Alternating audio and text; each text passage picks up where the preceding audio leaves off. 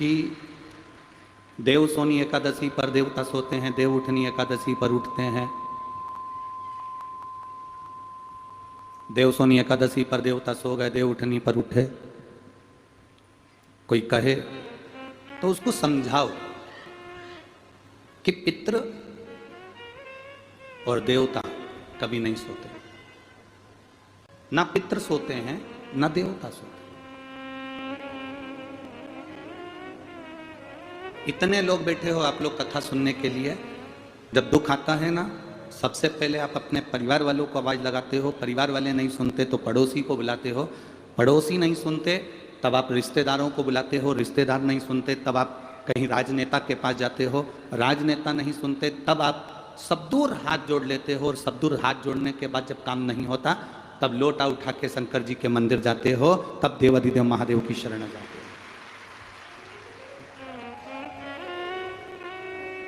हम सबके हाथ जोड़ें, उसके बाद अगर महादेव के हाथ जोड़ने जा रहे हैं तो महादेव से इतना कहना,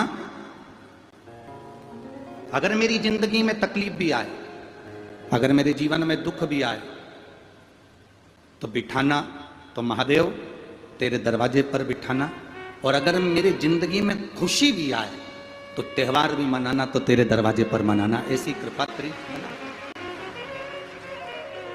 ये हमको लग रहा है कि हम देवता सो रहे हैं, पितर सो रहे हैं, देव सो जाते हैं, पितर सो जाते हैं। 16 दिन तुमने देव पितरों की पूजन करी, 16 दिन श्राद्ध करा, 16 दिन पिंडदान करा, 16 दिन तर्पण करा, 16 दिन तुमने पितरों के निमित्त ब्राह्मण को भोजन कराया, अन्नदान दिया, गौदान दिया, 16 दिन तुमने बहुत कुछ किया। 16वें दिन के बाद में तुम पितरों को भूल गए। शिव महापुराण की कथा कहती है, जब हम शंकर भगवान को एक लोटा जल चढ़ाते हैं, उसमें से एक हिस्सा हमारे पितरों को प्राप्त होता है, मतलब हमारे पितर हमें याद करते हैं और हम हमारे पितर को याद करते हैं। अब भले तुम्हारी दृष्टि में तुम पितरों को बुलाओ ना बुलाओ, पितर को तुम रिझाओ ना रिझाओ, पितरों का तुम नाम लो मत लो, शंकर जी को जल चढ़ाया मतलब वो जल का एक हिस्सा पितरों के पास में पहुंच गया। शिव जी को जल चढ़ाते से एक हिस्सा पितरों के करीब में पहुंच जाता, पितरों के पास पहुंच जाता।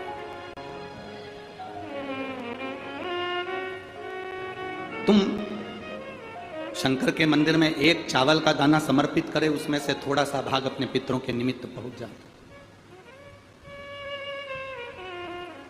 आप किसी को भाग अन्न का दे रहे हो, उसका एक भाग पितरों के निमित्त पहुंच जाता। यहाँ साईं धाम वाले महाराज जी बैठे हुए हैं छत्तीसगढ़ के, इनके साईं धाम में हमने जब हम गए थे तो हमने देखा कि रोज प्रतिदिन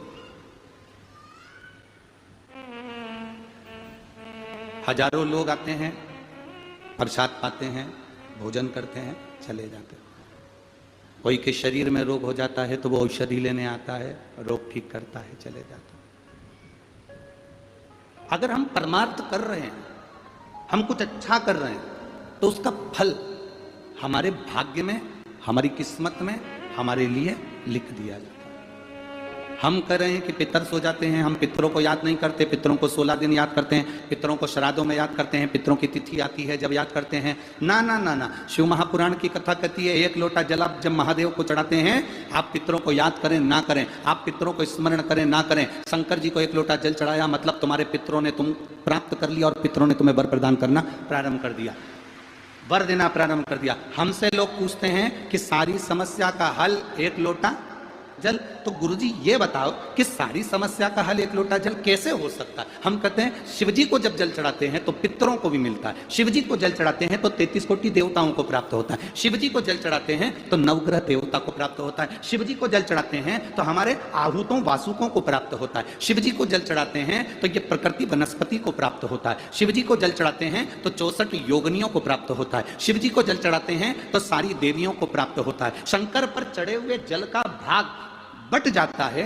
इसलिए शिवजी पर एक लोटा जल चढ़ाने के लिए अगर किसी का शनि कमजोर, राहु कमजोर, केतु कमजोर, कोई मंगल कमजोर, किसी का कुछ तकलीफ है, जल चढ़ाते से उसकी वो तकलीफ धीरे धीरे कटना प्रारंभ हो जाती है। इसलिए सारी समस्या का हल एक लोटा जल। हर हर महादेव। दोस्तों, श्री शिवाय नमस्तुभ्यम। अगर वीडियो अच्छा लगा हो तो वीडियो को लाइक करें और चैनल को सब्सक्राइब करें।